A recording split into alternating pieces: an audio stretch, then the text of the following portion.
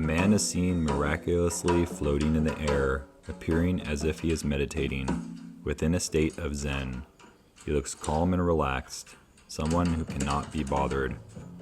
The exterior displays utmost serenity, but the internal state is one of despair and conflict. His inner voice can't help but comment on everything that is wrong in his life, how his situation is horrible, that nothing good will come of his current state. A sticker on his mirror reads, "A thing is a thing, not what is said of the thing." Riggan Thompson may often receive outer forms of love and praise, but what he lacks is an internal type of self-love, a self-confirming of him as a person, regardless of how he is seen by the outside world. The washed-up actor walks through the theater he is renting, as he is attempting a new challenge by being responsible for all major parts of a play. There is much to be done and learned. An entire process of self-development is waiting for his engagement. And although a deeper part of himself may want to work on the theater production at his own pace, his self-hatred will never allow this luxury. His inner voice compares him to Marvel superhero actors, claiming he would have been a better choice for Iron Man. His bad conscience is only concerned with outcomes and results of being an actor, spoils such as fame, money, and praise. The consequence being that he looks past ever-occurring daily opportunities to attain achievement and bliss. His unreadiness for his current undertaking becomes more apparent when he speaks with the media for a presser. He has somehow jumped into doing serious theater work without any experience or preparation, going from A to Z and leaving out all necessary steps in between. It's a common symptom of lack of love that accompanies cognitive distortions, where one dismisses the smaller details important for development and focuses more on larger pieces which cannot be sewn together. The acclaimed actor Mike soon comes for the audition, and he questions Riggan's ambitious attempts to be director, writer, and main star. Mike sees the wide berth between what is more realistic and doable for Riggan's and the gargantuan task he is taking on. And although Mike sees the disjunction, Riggan's is blinded from this truth, rejecting the imperfection of the moment, which resides in all humans, and instead pushing towards an unattainable ideal. More of his inadequacies come to the surface as we see the stark contrast between the acting styles of Mike and Riggan's. On one side we have Mike, who is devoted to the art and craft, posing questions about character motivations, what makes them say certain lines, and what is driving them. Riggan's, on the other hand, has never considered these questions, and he becomes bewildered by Mike's ability to memorize all the lines in the show. For Mike, art is a way of being, something which causes harm to other parts of his life, but which nonetheless is a place for dedication and focus.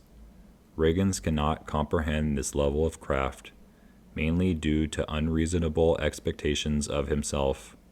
In the back of his mind, he believes himself to be too good for any of the hard work and determination required, effectively promoting self-sabotage as he fails to put in the time and effort needed to improve and become a true artist.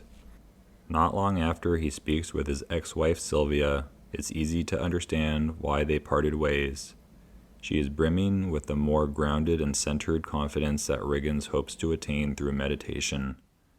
She shows acceptance of her circumstances, yet also excitement about going back to teaching, a profession steeped in development and process.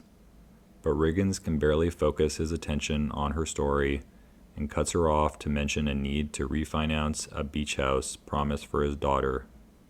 He then goes on a tangent about seeing George Clooney on a plane and how the famous actor would be remembered over him in the event of his crash. His concerns and thoughts revolve around his selfish ego desires, needing to protect and furnish his image, the image being an abstraction from the actual person he is. He is unaware of how this image seems to control his behaviors, thoughts, and emotions, a result of being propped up by external validations. The image obstructs his ability to love himself or accept love from others, something Sylvia confirms by saying, It's what you always do. You confuse love for admiration. Riggan soon walks to a bar with Mike, and they continue the film's debate about admiration and its opposition to intrinsic motivations for acting and art. Riggins can't get his mind off the possibility of a bad review and the impact it will have on his image. Mike opposes this notion, though, stating that previews are meant to help work out the kinks, a way for actors and directors to see what can stay and what can go. His view is more representative of a life process and how one must always be learning and struggling to find the best fit in an always unfinished product. It's an idea that does not align with Riggan's well-polished image, as the image is targeted towards end results while neglecting the in-between spaces that are important to the whole. At the next preview, Riggins confronts his onstage wife when he catches her sleeping with another man. It is the climax of the play, in which the character realizes that his wife never really loved him at all. This absence of external love is devastating for him, causing the character to jump to the conclusion that he does not exist. The lack of love means that his life doesn't matter, that he's not there. It's as if he has been posed the question, if a tree falls in the woods with no one there to hear, does it really make a sound? And for both the character and Riggins, the answer to this question is a resounding no. The play subsequently receives negative reviews due to some mishaps, and the internal voice returns as a relentless critic. These cognitive distortions are a controlling force in his life, producing negative mood states and leading to unproductive actions. He proceeds to destroy the dressing room and nearly go into cardiac arrest.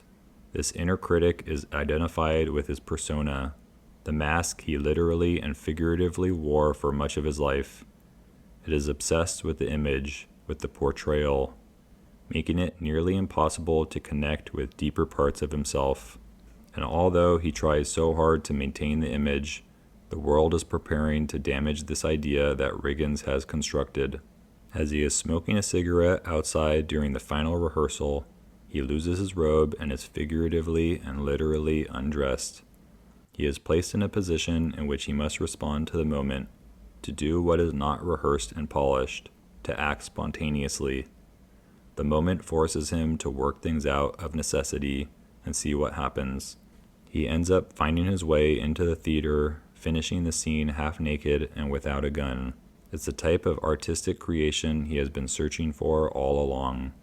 It destroys the idealistic standards set by himself, while permitting the type of acts that art, love, and life are dictated by. Riggan soon speaks with his daughter and reflects on the way that the play and recent events are trying to reveal something more profound. He talks about being hit with a tiny hammer, an intuition of the need for self-awareness. And even though his production is going sidewards, she admits it's still good in a strange way. The performance doesn't need to be perfect. It just needs to be what it is, a thing that is constantly coming into being. Sam segues into a conversation about human life and its infinitesimal relativity to time and the cosmos. 150,000 years. I think they're trying to remind us that that's all our ego and self-obsession are worth. Perhaps that critical voice is all wrong. Perhaps there is a need to pay attention to the bigger picture and the larger forces trying to direct his life. At the bar again, he finds himself trying to be friends with a New York Times critic, but when she vows to tear him apart, he becomes highly defensive. He truthfully bashes her intentions, but in the end, his attacks are all a result of his own deep-seated insecurities.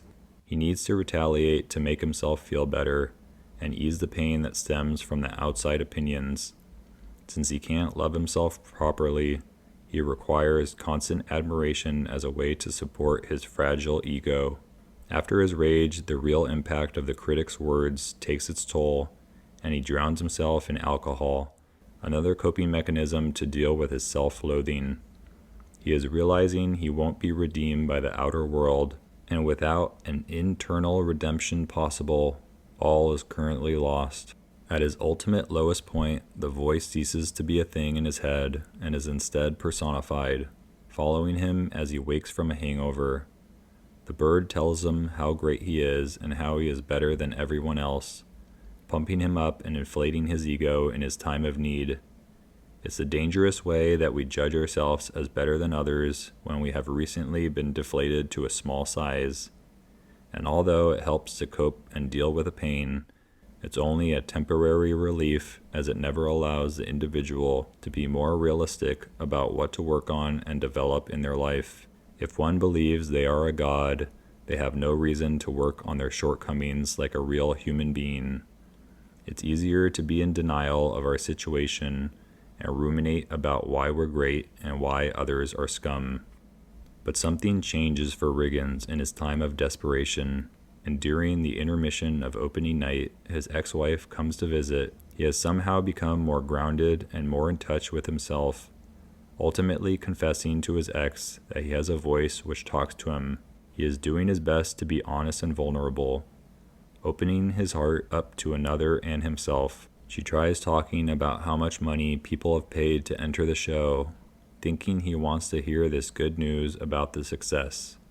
But he unexpectedly brushes by the comment and instead speaks about their anniversary party and his attempt to commit suicide in the ocean. It's as if his recent brush with jumping off the ledge has made him acknowledge what is meaningful in his life. He is starting to see through the illusion of the image he has long been centered upon, and is instead looking deeper into himself for his own truth. Riggan talks about his lack of presence with his family and himself, the way that he was always trying to get away from what was, and looking for something else. The lack of self-love, paired with his critical inner voice, distracted Riggan from himself and his family, ultimately costing him all that was important. He finally sees that there is nothing out there beyond this current moment, how all that matters is what he is doing in the present instant. His revelations come just before his final act, serving to infuse his acting with a transforming energy.